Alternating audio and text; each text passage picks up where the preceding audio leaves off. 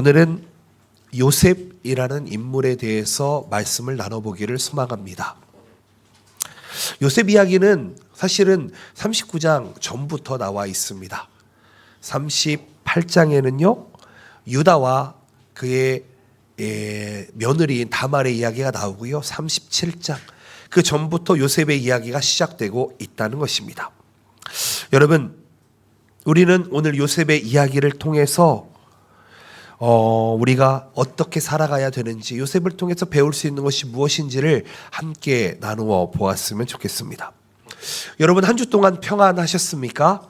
아멘이시죠? 여러분, 평안의 기준이 무엇이라고 생각하십니까? 성경에서는 평안하다라고 하는 것을 다르게 이야기하지 않습니다. 무엇인가가 만족되어진 상태가 평안이 아니라 하나님이 나에게 만족되어지고 넘쳐 흐를 때 그 상태를 평안이다라고 이야기합니다. 다시 한번 묻겠습니다. 여러분, 평안하십니까? 하나님과의 관계가 평안하십니까? 성도들과의 관계가 평안하십니까? 여러분, 마음은 평안하십니까?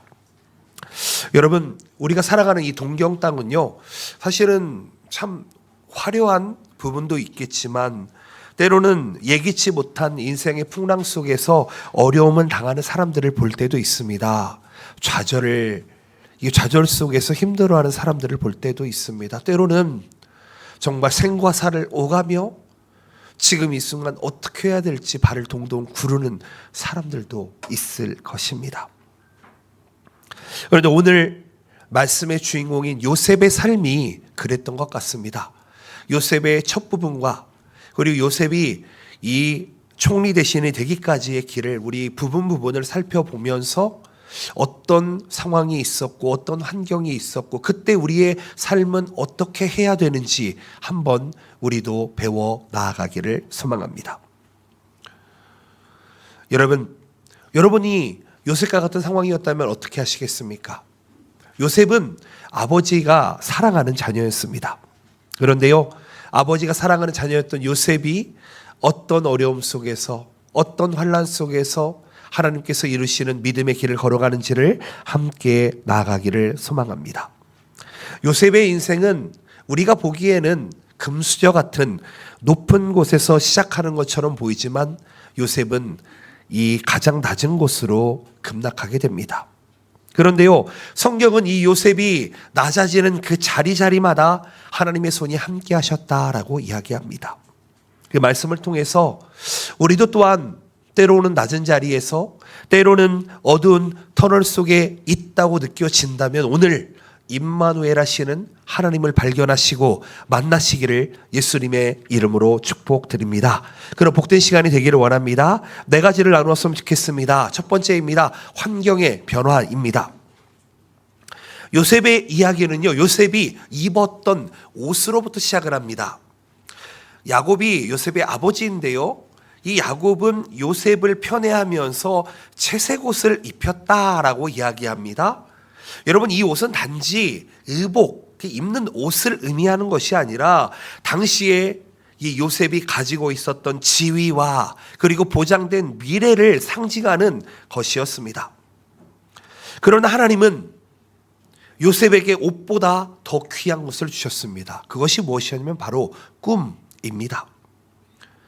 그 꿈이 성취되기 위해서 먼저 통과돼야 될 자리가 있었다는 것을 하나님은 이야기하고 있습니다.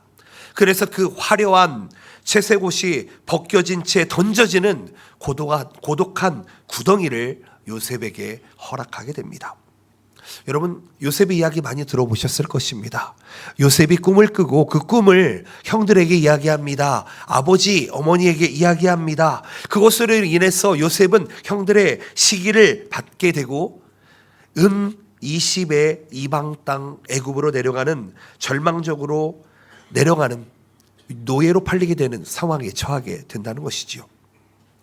히브리어로 이 구덩이라고 하는 것을 보르라고 하는데요, 이것은 물이 없는 마른 저수지, 때로는 감옥을 뜻하는 단어입니다. 즉 요셉의 인생에서 이 보르, 이 구덩이가 될 수도 있고요, 감옥이 될 수도 있다는 것입니다. 그리고 이 구덩이는 소중한 가족을 잃어버리는 것, 정체성을 모두 상실해버리는 것, 죽음의 자리를 상징하는 단어가 될 수도 있을 것입니다. 여러분은 일본 땅에 와 계십니다.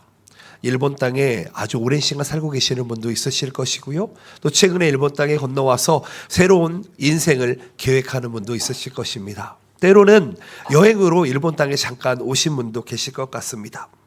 그런데요, 일본 땅도 마찬가지로 한국과 비교할 수 없을 정도로 경쟁하고 있는 사회입니다. 때로는 일본 땅에서 높은 자리만 살아가지 못하고 때로는 채색옷이 벗겨지고 구덩이로 전락하는 경우도 있을 것입니다. 때로는 믿었던 직장에서 정리해고를 당할 수도 있고요. 믿었던 사람으로부터 배신을 당할 수도 있을 것입니다. 때로는 견고해 보이는 건강, 나는 건강한 사람이었는데 때로는 갑자기 쓰러지게 되고 무너질 때 우리는 하나님의 부재를 느낄 때도 있습니다. 하나님 살아계십니까? 잘 나가던 일이 한순간에 무너져 내리고 정말 부도의 위기에 처하고 그런 상황이 있을 때 우리는 요셉을 한번 생각해 보았으면 좋겠습니다. 우리의 환경이 변하게 될 때에 우리는 요셉을 한번 떠올려 봤으면 좋겠습니다. 요셉은요, 구덩이에 던져진 것이 끝이 아니었다는 것입니다. 하나님께서는 요셉을 애굽이라고 하는 더 큰 무대로 옮기시기 위해서 하나님 주권적으로 요셉이 구덩이에 들어가도록 그리고 이스마엘 상인들에게 팔리도록 했다는 것입니다. 그렇다면 우리도 마찬가지지 않은가 생각을 해봅니다. 하나님께서 우리의 채색 옷을 벗겨버리십니다. 그리고 우리를 가두었던 좁은 울타리를 허무시고 하나님의 꿈이 이루어지는 넓은 세상으로 우리를 이끌어 가신다는 것을 기억하셨으면 좋겠습니다.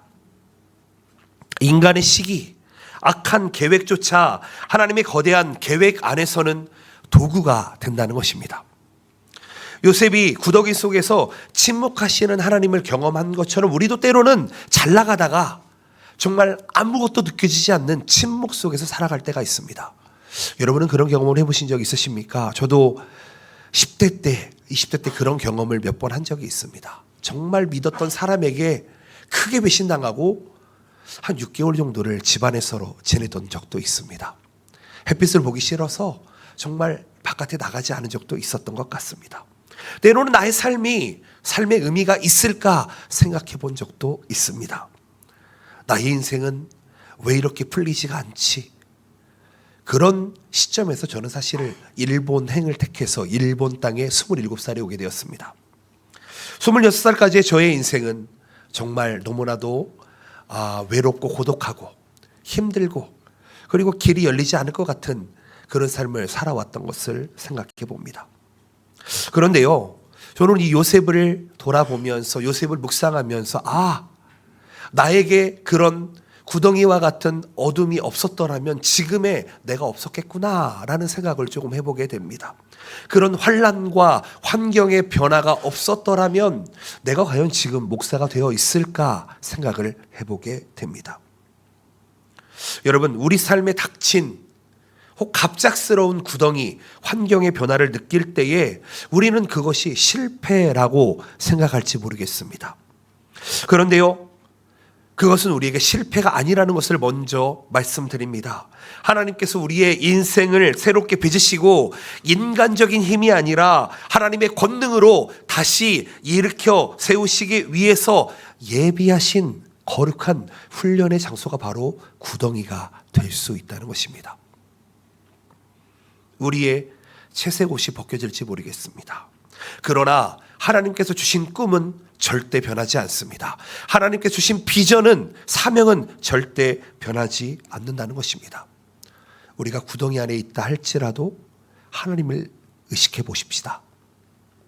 우리의 삶이 때로는 오해 속에서, 때로는 인간 관계 속에서 힘들어질 때에 죽음조차도 어찌할 수 없는 그런 상황이 찾아올 때에, 우리의 환경이 변화될 때에 하나님을 바라봅시다. 반드시 하나님께서 우리를 성숙시켜서 성장시켜서 그 구덩이를 이겨내게 하실 줄로 믿습니다. 아멘. 두 번째입니다. 어둠 속에서도 라는 제목을 뽑아봤습니다. 여러분 39장에서는 사실은 갑자기 보디발의 집에서 시작되는 요셉의 모습을 시작하고 있습니다. 그렇다면 38장에는 어떤 내용이 있을까요? 요셉의 내용일까요? 그렇지 않다는 것이죠. 요셉이 태어나고 자라고 채색 옷을 입었던 곳은 36장, 37장의 말씀에 있습니다. 그런데 38장에서는 갑자기 요셉의 이야기 흐름이 끊어지고 유다와 다말 이야기가 등장하게 됩니다. 인간적으로 보면 유다의 타락과 수치스러운 비극처럼 보이는 38장이기도 합니다. 이런 막강극은 하나님의 놀라우신 신실하심을 지금 드러내고 있다는 것을 우리는 기억해야 됩니다. 인간적인 관점으로 봤을 때에는 어떻게 이런 일이 일어나 라고 생각할 수 있지만, 요셉이 애굽에서 연단받는 동안에 가나안에 남은 유다 지파는 세속화의 물결에 휩쓸려 갔습니다. 그리고 영적인 정체성을 잃어버렸습니다. 왜요? 유다가 이방인과 결혼했기 때문입니다. 그리고 그와 결혼하고 자녀를 잃어버렸습니다. 가문이 멸절되는 위기에 지금 처하게 됐다는 것입니다. 여러분, 유다가 어떤 지파가 되어야 합니까? 유다는 하나님을 찬양하는 지파가 되어야 되고요, 예수 그리스도의 조상이 되어야 되는 지파입니다. 그런데 유다는 이 가문이 멸절될 위기 속에서 자신의 며느리였던 다말을 통해서, 그 다말의 절박한 믿음을 통해서 결국은 그리스도의 메시아의 계보를 잇는 그런 족보가 되었다는 것이죠. 오늘 히브리어를 하나 보게 될 텐데요, 여러분, 돌파하다라고 하는 단어를 함께 살펴봤으면 좋겠습니다. 인간은 죄악과 실패 속에서 단단한 벽에 부딪힐 때가 있습니다. 우리가 의도한 대로 되지 못하고 어떤 벽에 부딪힐 때가 있습니다. 그런데 그 벽을 뚫고 그 벽을 깨부시는 것이 바로 하나님께서 돌파시키는 믿음이라는 것입니다. 하나님의 구원 계획은 절대 머무르지 않습니다. 하나님의 구원 계획이 기필코 앞으로 간다는 것을 우리는 기억해야만 하는 것입니다. 요셉이 애굽에서 노예로서 고통당하는 그 어두운 시간에도 하나님은 보이지 않는 곳에서 그리스도가 오실 길을 지금 유다 지파를 통해서 예비하고 있다는 것입니다. 여러분, 우리가 인생을 살아가다 보면은 우리가 주인공이 아닌 것처럼 생각될 때가 있습니다. 하나님이 나를 사용하지 않고 주변에 있는 사람들을 사용하는 것처럼 느껴질 때도 있을 것입니다. 그런데요, 여러분, 이것은 다른 것이 아닙니다. 하나님께서는 하나님의 일을 여러 사람을 통해서 일하시기 때문입니다.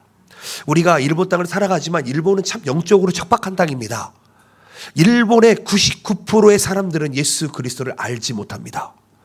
일본의 크리스천 인구를 보통 0.8% 정도 이야기합니다. 이 0.8% 안에는 카톨릭과 이단이 포함되어 있으니까 절반을 띄어내면은 이 프로테스탄트 기독교, 이 교회, 프로테스탄트 교회 인구는 약 0.3%에서 0.4%, 1억 2,800만 정도를 인구로 생각을 한다면은 약 30만 정도가 프로테스탄트 인구입니다. 그러면은 얼마나 적은 수의 사람이 예수 그리스도를 믿고 있다는 것입니까? 일본에서는 야오르즈라고 하나님을, 카미를 이야기합니다. 신들을 그렇게 이야기합니다. 800만이라고 쓰고요, 야오르즈라고 읽으면서 많이 있다라고 이야기합니다. 일본에는 신이 그렇게 많다고 이야기한다는 것이죠. 여러분, 그리고 일본의 이혼율이 얼마나 높은지 아십니까? 그리고 또 일본 땅에 또 결혼을 안 하는 비율도 꽤나 높습니다. 여러분, 가정이 흔들리고 부부가 깨어지고 부모와 자녀 관계가 깨어지는 이런 영적인 흔들림 속에서, 절망 속에서 우리에게 필요한 것이 무엇이겠습니까? 유다는 아마도 수치스러울 것입니다. 자기 아들이 죽었습니다. 자기 대가 끊겼습니다. 그런데 그 가운데에서 자기의 며느리였던 다말은 절박한 믿음으로 유다를 유혹하고 유다와의 잠자리를 통해서 유다의 다음 세대를 만들어냅니다. 유다는 너무나도 수치스러운 상황 속에서 살아가고 있었을 것입니다. 그런데요, 우리가 기억해야 될 것은 유다의 수치심이 아니라 하나님께서 유다를 통해서 이루시는 그 족보에 있다는 것입니다.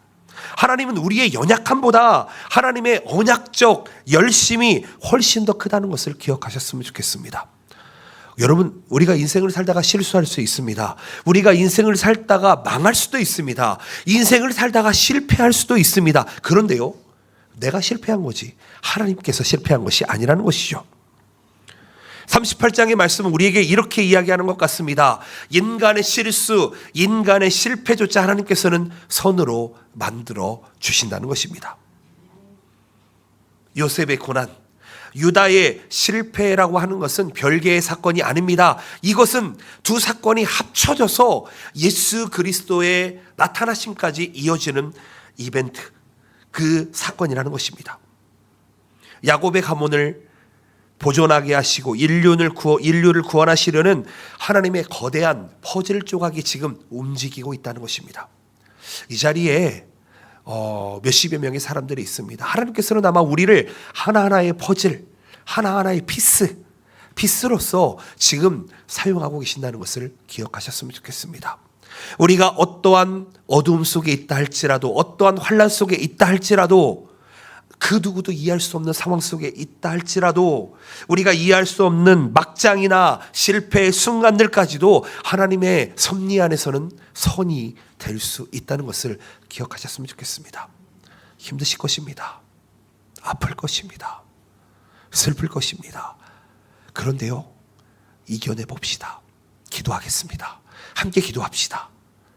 여러분, 우리에게 이 많은 형제자매를 허락해 주셨다는 것은 하나님께서 서로를 위해 떡을 떼고 사랑을 나누고 섬기기 위해서 주셨음을 기억하면서 우리 주변에 있는 한 분 한 분을 축복하며 나아갑시다. 여러분, 인생은 나만 힘든 게 아닙니다. 내 주변에 있는 사람들은 나보다 더 힘들다는 것을 돌아봅시다. 어둠 속에 있다면 그를 이끌어 빛 가운데로 나아갑시다. 아멘이시죠? 아멘이시죠? 하나님께서는 막장 인상이라 할지라도 하나님께서 선하게 사용해 주시는 줄로 믿습니다. 그런 하나님을 만나봅시다. 실패를 성공으로 만들어 가시는 하나님을 의지해 봅시다. 하나님의 신실하심을 가로막을 수 있는 것은 이 세상에 존재하지가 않습니다. 여러분, 공부가 잘 안 되십니까? 지혜를 달라고 기도합시다. 여러분, 물질에 연약함이 있으십니까? 하나님께 물질을 달라고 기도해 봅시다. 하나님, 나의 인간관계가 깨어져 있습니다. 하나님, 이 관계를 회복시켜 주시옵소서 기도하며 나아갑시다. 여러분, 그런 멋진 동역자가 되어 봅시다. 아멘이시죠? 아멘. 세 번째입니다. 고난 속에서입니다. 애굽의 노예시장에 지금 장면으로 한번 돌아와 봅시다. 여러분, 노예시장에서 요셉은요, 이 보디발이라고 하는 사람의 집에서 종살이를 시작하게 됩니다. 여러분, 노예라는 거 경험해 본 적 있으십니까? 아마 지금 시대는 노예라는 걸 경험하기가 쉽지는 않을 것 같습니다. 몇십 년 전만 해도 노예가 있고 종이 있었던 시대가 있었습니다. 여러분, 객관적으로 보면은 노예라고 하는 것은, 종이라고 하는 것은 최악의 상황일 것입니다. 그렇죠? 내 의지가 필요한 것이 아니라 주인의 의지대로 움직이는 것, 이건 되게 쉬운 일이 아닙니다. 그런데 성경은 여기에서 놀라운 반전의 메시지를 우리에게 주고 있다는 것입니다. 여러분, 노예시장에서 건져 나온 이 요셉, 보디발의 집에 노예가 되었는데요, 여기에서 하나님께서는 이렇게 말씀하십니다. 여호와께서 요셉과 함께 하심으로 그가 형통한 자가 되었다. 아멘. 여러분, 우리는 여기에서 성경적인 형통의 정의를 한번 내려봐야 될 것 같습니다. 여러분, 히브리어로 형통이라는 단어는 마슬리아흐라는 단어입니다. 히브리어인데요, 이것은 단순히 고난이 없는 상태가 아니라, 세상적인 성공으로만 끝나는 것이 아니라, 어떠한 척박한 환경 속에서도 하나님의 뜻과 목적이 그 사람을 통해서 막힘없이 전진해 나가는 상태를 의미하게 됩니다. 세상의 관점에서는 노예 요셉은 불행한 사람이 될 것입니다. 그런데요, 하나님의 관점에서는 뭐라고 이야기합니까? 하나님의 관점에서는 그가 가장 형통한 자였다라고 이야기합니다. 형통이라는 단어의 뜻을 아십니까, 여러분? 형통, 그러면 되게 막연한 느낌이 있습니다. 무슨 일이 잘 된다라는 뜻처럼 느껴집니다. 근데 이게 일본어 성경에서는 간단한 단어로 이게 나와 있습니다. 성공이라는 단어로 쓰이게 됩니다. 형통이라는 단어는 성공하다라는 단어입니다. 왜냐하면 임마누엘의 하나님이 지금 요셉과 함께 계시기 때문입니다. 아멘이십니까? 자, 그럼 묻겠습니다. 여러분, 형통하십니까? 임마누엘 하나님께서 여러분들과 함께 하십니까? 아멘이시죠? 아멘이시죠? 우리는 누가 뭐라 그래도 형통한 삶을 살고 있는 사람들입니다. 왜요? 하나님을 만난 사람이고 하나님과 함께한 사람이고 하나님 앞에서 살아가는 사람이기 때문입니다. 임마누엘 하나님과 함께 하시는 것, 그것이 바로 형통의 비결이고 형통의 이유이고 형통의 리즌입니다. 여러분은 일터에서 어떠한 역할을 맡고 계십니까? 여러분의 가정에서 어떤 역할을 하고 계십니까? 여러분의 처한 상황에서 때로는 노예처럼 느껴질 때가 있을 것 같습니다. 내 뜻대로 하지 못하고 때로는 누군가의 지시를 받아서 하게 될 때도 있을 것 같습니다. 고달프기도 합니다. 때로는 밑바닥처럼 느껴질 때도 있습니다. 내가 이 일을 계속 해낼 수 있을까? 그런데요, 여러분, 하나님과 동행하고 있다면 그 자리가 형통의 자리인 줄로 믿으시기를 바랍니다. 아멘이십니다. 여러분, 세상은 결과로 형통을 이야기합니다. 그런데요, 성경은 하나님의 임재가 있느냐 없느냐로 형통을 이야기합니다. 하나님의 임재가 있는 곳이 형통의 자리일 것이고 하나님의 임재가 있는 곳이 하나님의 뜻이 있는 자리인 줄로 믿습니다. 여러분, 진정한 형통은요, 환경이 변화되는 것이 아닙니다. 내가 뭔가 잘 되는 것이 아닙니다. 하나님께서 함께 하시냐 함께 하시지 않느냐, 이 임재의 유무와 관련이 있다는 것입니다. 저는 바라옵기는 여러분들의 가정에 하나님이 함께 하시기를 축복드립니다. 예수 그리스도를 구주로 믿으시는 놀라운 역사가 있으시기를 축복드립니다. 예수님이 믿어지시도록 성령 하나님께서 여러분들의 가정에, 여러분들의 삶의 터전에, 환경에 역사하시기를 축복드립니다. 요셉이 하나님과 함께 하셨을 때요, 이런 결과가 나타났습니다. 보디발의 집 전체가 복을 받았다라고 이야기합니다. 무슨 이야기입니까? 형통한 자에 있는 곳에 그 환경은요, 복을 받는 환경이 된다는 것입니다. 그럼 물어야 될 것입니다. 내가 있는 환경이 정말 복 가운데 살아가고 있습니까? 아니면 복이 아니십니까? 여러분, 이런 말이 있습니다. 성경에. 그 나무를 보려면은요, 무엇을 보고 그 나무의 근거를 알 수 있습니까? 열매를 봐야 된다라고 이야기합니다. 여러분, 우리의 인생을 살아감에 있어서 우리가 어떠한 열매를 맺고 있냐를 봐야 된다는 것입니다. 그것을 보게 되면 내 안에 하나님이 함께 하느냐 안 하느냐 확실하게 드러나게 된다는 것이죠. 내가 분열의 열매를 맺고 있다, 내가 시기의 열매를 맺고 있다, 내가 미움의 열매를 맺고 있다, 여러분, 그 안에 하나님이 함께 하십니까? 아니요. 내가 하나님이 함께 한다고 믿을지는 모르겠지만 하나님은 그 자리에 함께 하지 않습니다. 왜요? 그 열매가 나타나지 않잖아요. 성령 하나님의 열매가 맺어지는 자리에는 무엇이 나타납니까? 에베소 5장 22절 23절 말씀. 사랑과 희락과 화평과 자비와 양손과 오래 참음과 양선과 절제. 여러분, 그런 역사가 우리에게 나타나지 않겠습니까? 이 같은 것을 패할 자가 없다는 그 열매가 나타나지 않으시겠습니까? 여러분, 우리 한 사람을 통해서 우리 가정이 복받는 줄로 믿습니다. 우리 한 사람을 통해서 우리 가정이 복된 길로 가는 줄로 믿습니다. 우리 한 사람을 통해서 내가 있는 회사가, 가업이, 사업이 형통하는 줄로 믿습니다. 여러분, 복받기 위해서 신앙생활 하는 건 아닐 것입니다. 그런데요, 형통의 은혜가 함께 한다면, 하나님이 우리와 함께 한다면 우리는 복으로 살아갈 수밖에 없다는 것이죠. 성경에서는 우리 크리스천들을 이렇게 이야기합니다. 나그네다라고 이야기합니다. 나그네가 무엇입니까? 정의하자면은 집 없이 정처 없이 떠도는 사람을 나그네라고 이야기합니다. 어떤 거주하지 않고 돌아다니면서 생활하는 사람들을 나그네라고 이야기합니다. 이스라엘 사람들의 삶이 그랬습니다. 유목민이었습니다. 양을 치면서 돌아다니면서 양에게 꼴을 먹이고 돌고 도는 인생이 이스라엘 민족의 삶이었습니다. 그리고 이스라엘 민족은요, 사실은 지금 팔레스타인 지역에 살고 있는 이스라엘 사람들도 있겠지만 디아스포라, 외부에 퍼져서 아직도 기류하며 사는 이스라엘 사람들이 참 많이 있습니다.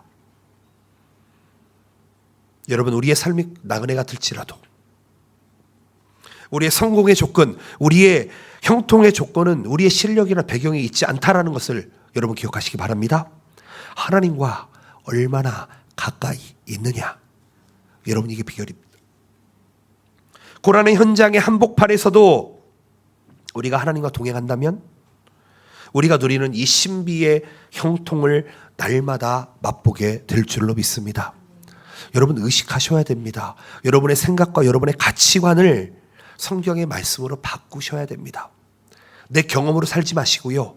내 뜻대로 살지 마시고 내 소견에 옳은 대로 살지 마시고 하나님과 동행해야 되는구나 라는 말씀을 기억하시면서 살아드시기를 축복드립니다.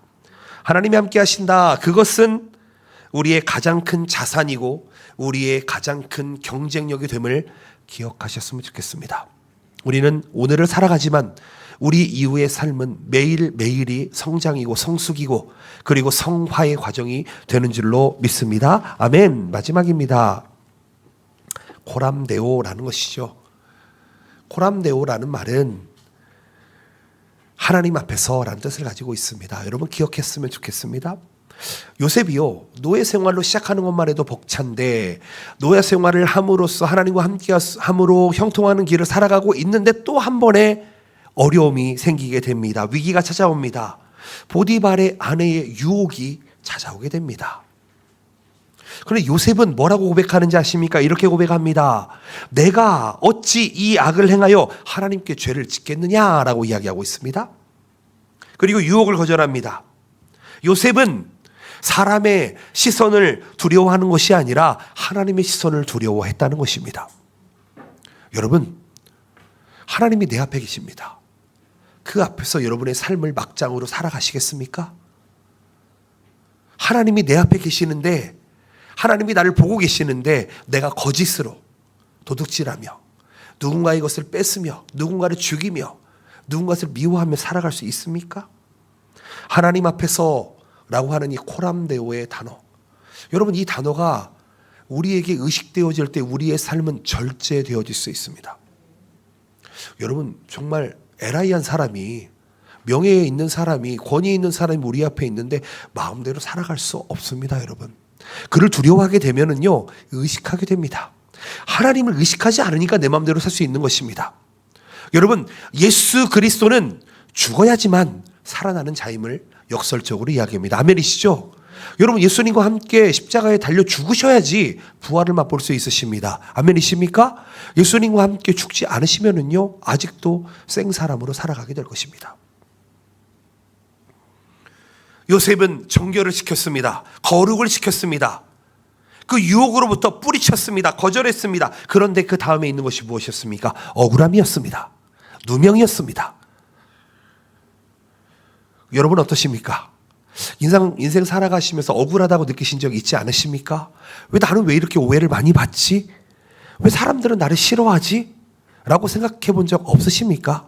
많이 있지 않을까 생각을 합니다. 제가 한 가지 경험을 생각해 보면은요, 저 어렸을 때 참 이 오해를 많이 받았던 것 같습니다. 제가 등치가 참 크잖아요. 사람들이 저를 보면 꼭 묻는 단어가 있습니다. 목사님 어떤 운동하십니까? 어떤 운동하십니까? 꼭 물으세요. 저를 보면 운동을 잘할 것 같이 보이시는 것 같습니다. 근데 저는 좀 살짝 운동하고는 관계가 먼 살짝 소녀 감성을 가지고 있는 사람인데, 저는 성경책을 읽으면서도 울고요, 찬양하다가도 우는 그런 사람입니다. 하나님을 깊이 만나고 나서 저는 정말 그런 사람이 되어버렸습니다. 그런데요, 사람들은 오해합니다. 저는요, 한번 깜짝 놀랄 때가 있어요. 문 열 때 저랑 마주치면서 넘어지는 사람이 종종 있습니다. 특히 저녁 때 되면은요, 같이 오다가 문을 마주쳐서 열면 어머나 하고 상대방은 100% 넘어집니다. 그러면은 제 마음속에 좀 씁쓸한 마음이 들 때가 있습니다. 농담으로 얘기해 드린 겁니다. 여러분, 사람이 때로는 오해당할 때가 있습니다. 오해받을 때가 있어요. 그런데 오해받을 때 때로는 힘들 때가 있더라고요.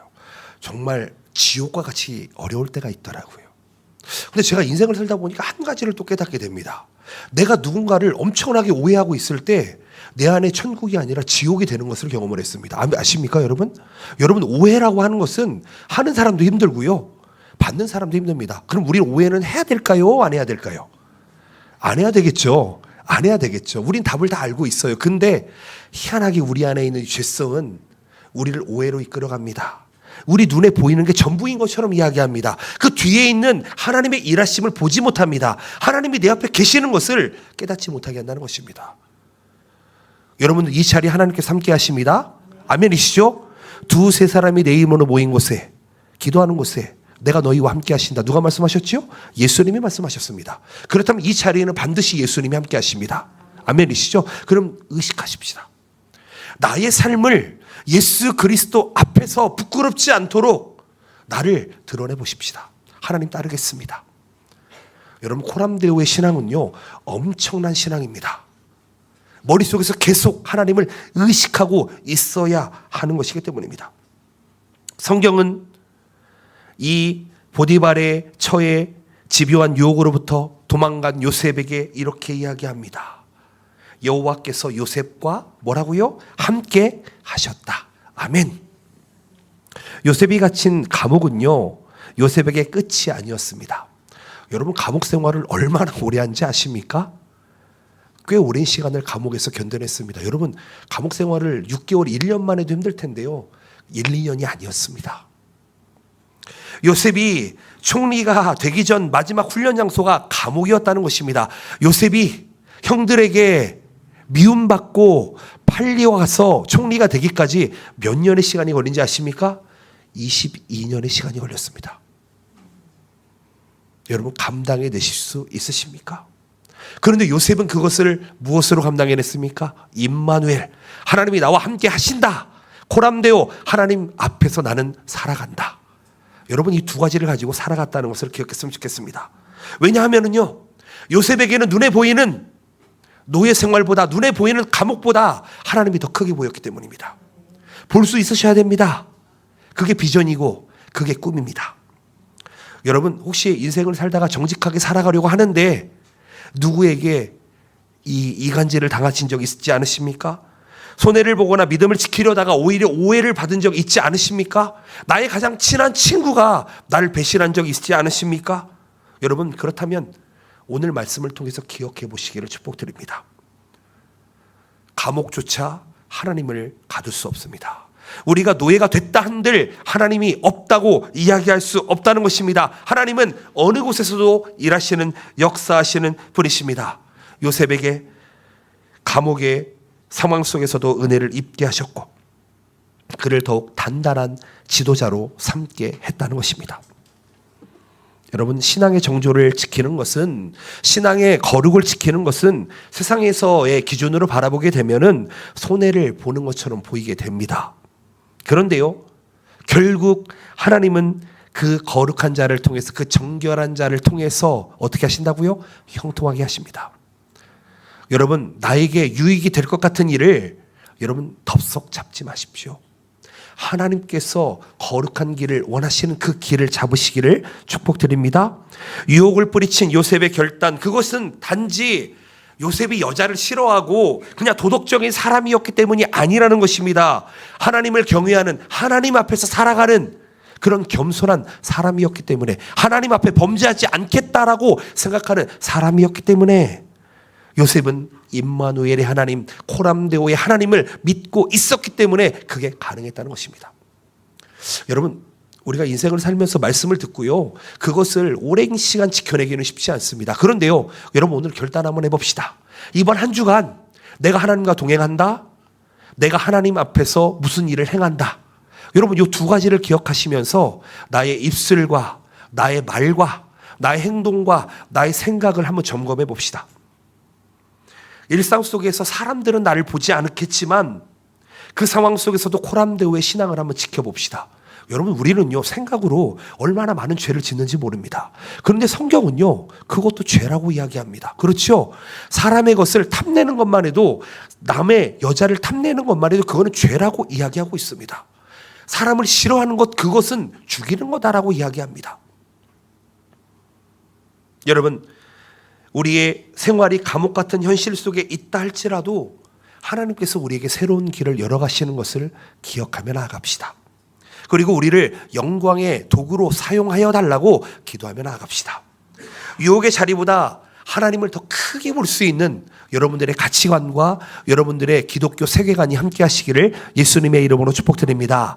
말씀을 맺기를 소망합니다.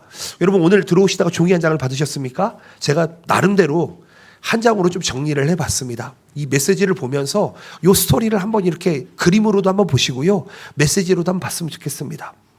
여러분, 요셉의 생애는 우리에게 정확한 메시지를 주고 있습니다. 여러분, 우리가 금수저였을 때만 복을 받는 것이 아니라 우리가 흙수저일지라도 우리가 하나님과 함께 하면은 우리는 형통의 길을 걸어가게 될 것입니다. 우리가 채색 옷을 비록 입지 않았지만 구덩이에 있을 때에도 노예가 됐을 때에도 감옥에 갔을 때에도 형통한 자가 되는 비결은 무엇입니까? 임마누엘입니다. 임마누엘. 여러분들의 일이 형통하지 않으십니까? 임마누엘을 누려보십시오. 아멘이시죠? 그리고 참된 복은 하나님의 함께 하심으로부터 온다는 것을 기억하시기를 바랍니다. 배우자를 구하십니까? 임마누엘을 경험하십시오.